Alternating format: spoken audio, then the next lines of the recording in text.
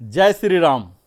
आप सबों को मैं Narendra Kumar, wellness consultant, entrepreneur trainer, स्वागत करता हूं इस भज गोविंदम श्रृंखला में, लिविंग हैप्पीली चैनल में।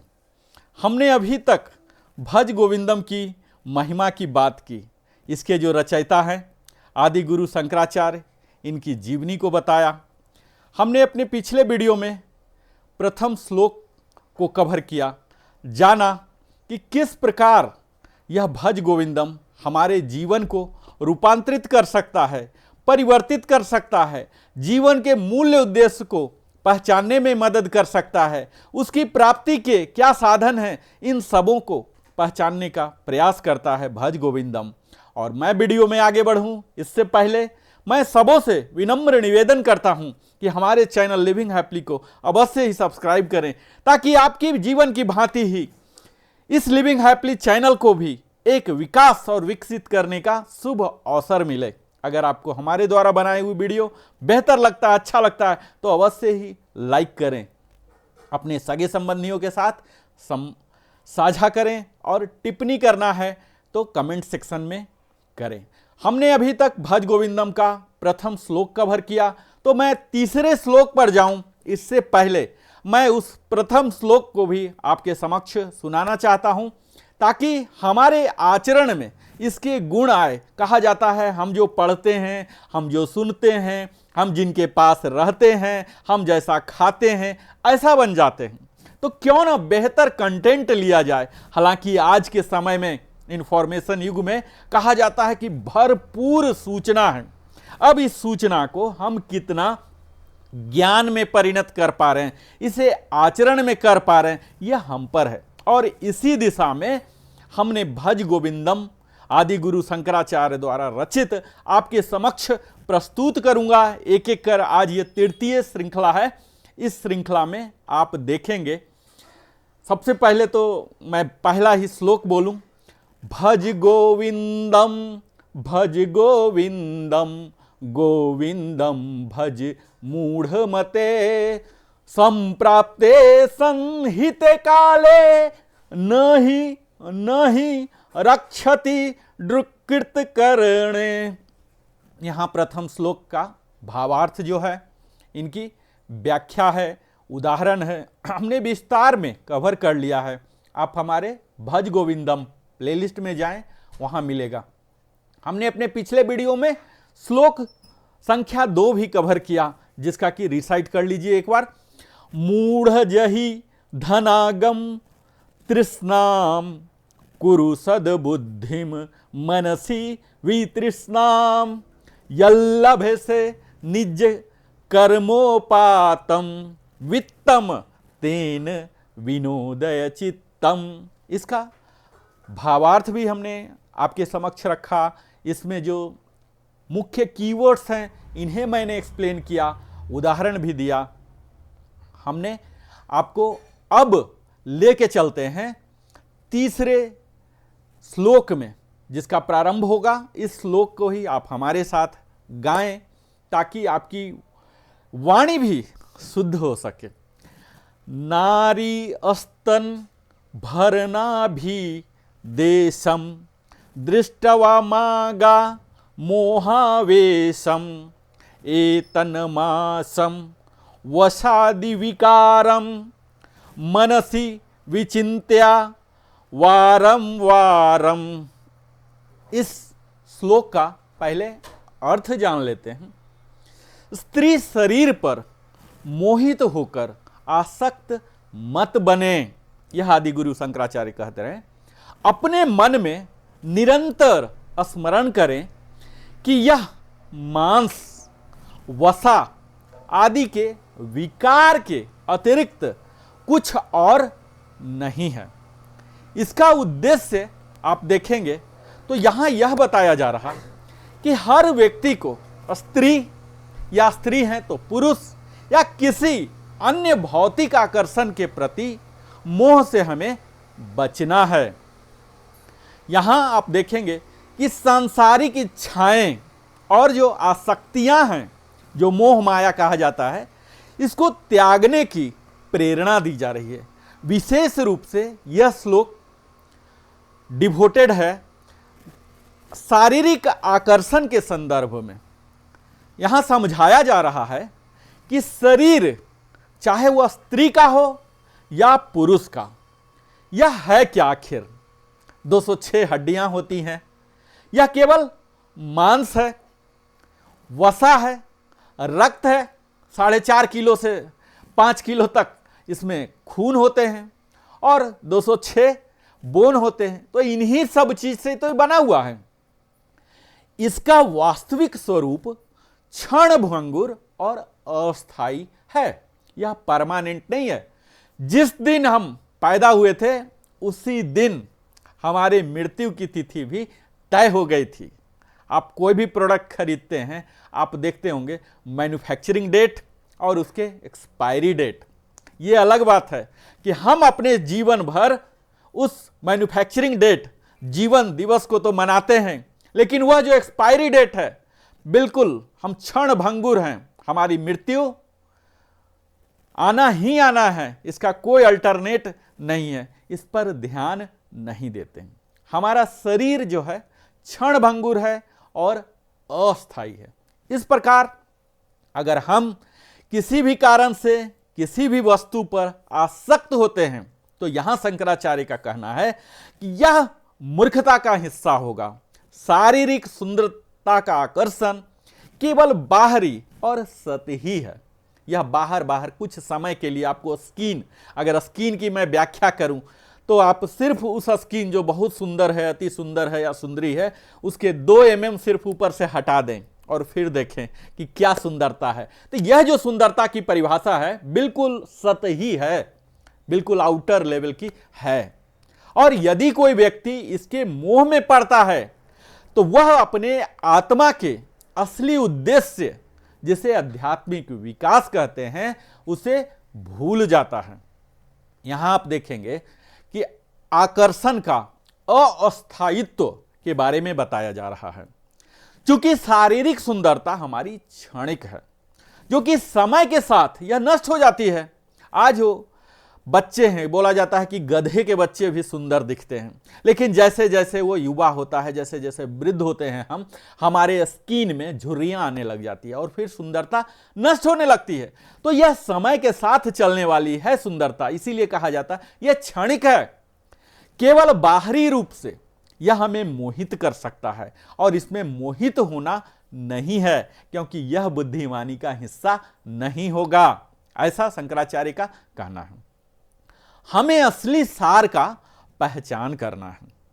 शरीर क्या है? तो यह एक आत्मा का आवरण है, यह एक कंटेनर है। हमारा बॉडी क्या है? इसमें वह आत्मा है जो कि अभी तक साइंस वहां तक पहुंच नहीं पाया। शायद 20-25 हजार साल बाद शायद पहुंच पाए, साइंस इतना विकसित कर जाए कि देख ले कि वो कौन सा कंटेनर में है, हार्ट में है, ब्रेन में है, लीवर में, कहाँ ये आत्मा नाम का चीज रहता है जो कि मृत्यु के बाद निकल जाता है, उसका क्या स्वरूप है। तो ये इनटेंजिबल जो है हमारा सोल, इसे तो हम देख नहीं पाते हैं। इसी चीज के लिए कंटेनर बनाया गया हमारा शरीर। वास्तविक यह आत्मा ही है।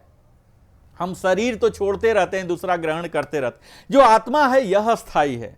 और हमारा सच्चा प्रेम और जुड़ाव जो व्यक्ति के भीतर गुणों और आत्मा से होना चाहिए, न कि केवल शारीरिक सुंदरता से। कई व्यक्ति को देखेंगे कि सुंदर लोगों से ही उनकी मित्रता होगी और जो थोड़े से सुंदर नहीं हैं, कुरूप हैं, तो उनसे नहीं होता है। तो यहां इस बात पर जोर दिया जा रहा है। तीसरा बात जो आदि शंकराचार्य यहां बताना चाह रहे हैं इस तीसरे श्लोक के माध्यम से, यह है हमें अपने कामनाओं का त्याग करना चाहिए। अनवांटेड हम इतने ज्यादा इच्छा प्राप्त करते रहते हैं, खोजते रहते हैं। हमें शारीरिक आकर्षण में हम जब फंसते हैं तो हमारा मन, सबसे पहला तो जो कुप्रभाव होता है, मन अशांत हो जाता है और हम अपने जीवन के उच्च आदर्शों को तय ही नहीं कर पाते हैं, और अगर तय किए हैं तो उससे भटक जाते हैं। तो इसे यहां कहा जा रहा कि इसे त्याग करें, तभी हम शांत हो सकते हैं और आत्मज्ञान को प्राप्त कर सकते हैं। अगर उदाहरण स्वरूप मैं प्रस्तुत करूं तो यहां आप मोह और पीड़ा को ले सकते हैं कि एक व्यक्ति है, किसी के शारीरिक सौंदर्य से इतना अत्यधिक आकर्षित हो जाता है यह आकर्षण उसे उस व्यक्ति की बाहरी सुंदरता तक सीमित रह जाता है। लेकिन क्या होता है, समय के साथ जब वह सुंदरता मुरझाने लगती है, झुर्रियां आने लगती हैं, पकने लगते हैं, झड़ने लगते हैं बाल, तो वह व्यक्ति क्या होता है, निराश हो जाता है, असंतुष्ट हो जाता है और अंततः वह मोह जो है दुख का कारण बन जाता है। अब इसका समाधान क्या है? तो समाधान यहां शंकराचार्य बता रहे हैं कि हमें आत्मा के महत्व को समझना चाहिए। एक व्यक्ति बाहरी रूप से के बजाय उसके अंदर जो, जैसा मैंने बताया कि कंटेनर है, उसके आत्मा, उसके गुणों और उसके जो अंदर नैतिक मूल्य हों, उन्हें आप प्राथमिकता दें। वह दूसरा व्यक्ति जो है उन संबंधों में गहराई और स्थिरता पाता है, क्योंकि वही असली सार को समझता है और अस्थायी सुंदरता से प्रभावित नहीं होता है। अगर मैं बात करूं कि ये शारीरिक मोह का क्या दुष्प्रभाव होता है, तो सबसे पहला तो यही है, खासकर मैं उन युवा वर्ग को कहना चाहूंगा कि युवा वर्ग अपने समय और ऊर्जा का व्यय करते हैं, नहीं क्षय भी करते हैं। क्योंकि जब व्यक्ति शारीरिक आकर्षण में उलझा रहता है तो वह अपने जीवन के महत्वपूर्ण उद्देश्यों पर ध्यान केंद्रित ही नहीं कर पाता है। और फिर क्या होता है, इस मोह का अंत क्या होता है, दुखद होता है। आप देख रहे होंगे कि जिस तरह से ब्यूटी प्रोडक्ट्स बढ़ रहे हैं, ब्यूटी के प्रति आकर्षण बढ़ रहे हैं, दोनों जेंडर का मैं कहता हूं। और फिर इसी तरह से आप इसके साइड इफेक्ट देखें कि एक जोक्स में बोलूं कि शादी के दिन इतने सुंदर थी और जब शादी के सुबह उसी दुल्हन को देख रहा लड़का, बोल रहा ये कौन भूतनी आ गई। यानी कि वो जो सुंदरता था उसके मेकअप के कारण था। जैसे ही मेकअप हटा वह महिला अपने वास्तविक रूप में आ गई और फिर शुरू हो गया धीरे धीरे सेपरेशन और डाइवर्स और क्या क्या, ये सब मैं नेगेटिव बात करना यहाँ उचित नहीं समझूंगा।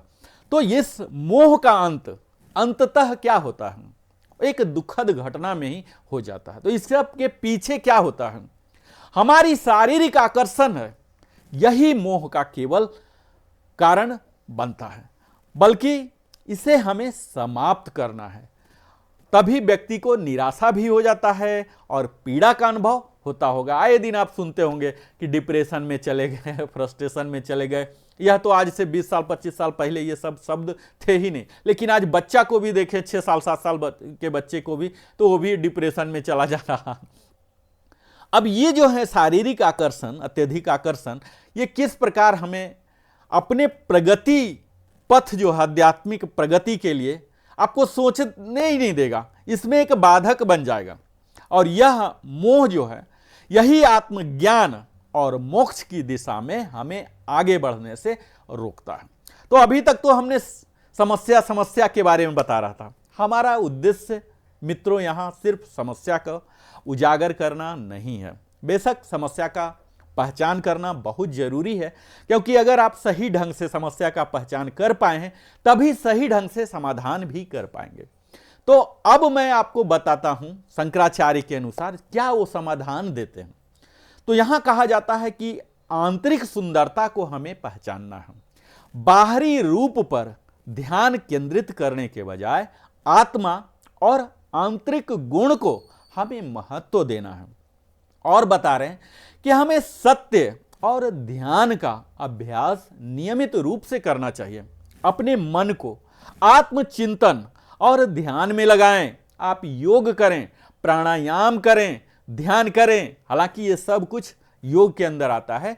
आप मेडिटेशन करें जिससे आप बाहरी आकर्षण से आप बच सकें, आप किसी व्यक्ति का आंतरिक उस आत्मा से आप कनेक्शन एस्टैब्लिश कर सके। जैसा हम सब जानते हैं कि योग क्या है, हमारे शरीर, मन और आत्मा, इन्हीं तीनों वस्तुओं का योग है, सम्मिश्रण है, एकत्रित करने का हम प्रयास जो करते हैं, अभ्यास करते हैं, यही यहां होता है। और तब हम जीवन के उच्च उद्देश्य पर हम ध्यान केंद्रित कर सकते हैं। यही उपदेश यहां दिया जा रहा है कि आत्मा का विकास और ईश्वर की प्राप्ति को जीवन का मुख्य लक्ष्य बनाया जाए, न कि ये शारीरिक आकर्षण। यहां अगर सार के रूप में मुझसे कहेंगे तो मैं तीसरे श्लोक का जो निष्कर्ष के रूप में मैं यही कहूंगा कि यहां समझाना चाह रहे हैं आदि गुरु शंकराचार्य कि ये जो शरीर है क्षणिक है और आत्मा शाश्वत है। शरीर आकर्षण में फंसने से हम अपने जीवन के उच्च उद्देश्यों से भटक सकते हैं। इसीलिए हमें इन मोहों से बचना चाहिए और सत्य के मार्ग पर चलना चाहिए। तो बहुत बहुत धन्यवाद, आप हमारे साथ निरंतर बने हुए हैं। यह तीसरा है। मैं अगले वीडियो में अगले दिन पुनः आपके समक्ष प्रस्तुत होऊंगा चतुर्थ श्लोक लेकर। तब तक आप सबों को दिल से आभार प्रकट करता हूं। नरेंद्र कुमार। ये अभी तक आपने अगर चैनल सब्सक्राइब नहीं किया तो अवश्य ही सब्सक्राइब करें। बहुत बहुत धन्यवाद। फिर मिलता हूं अगले वीडियो में। जय श्री राम।